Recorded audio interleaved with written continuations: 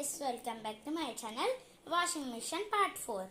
So ఏం భయపడకండి. So washing machine కింద ఇలా వాటర్ వస్తే ఏం కాదు. సో వాషింగ్ మిషన్ ఆగిపోయిన తర్వాత మీకు ఒక మ్యూజిక్ లాంటి చేస్తారు అన్నట్లుగా.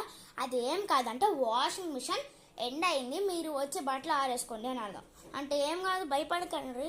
అది స్లోగా అంటే గంట ఒకసారి నిమిషానికి ఒకసారి అట్లా వస్తుంది బట్టలు ఉతికేసిన తర్వాత. సో మీరు మధ్య మధ్యలో ఇక్కడైతే చెక్ చేసుకోవచ్చు.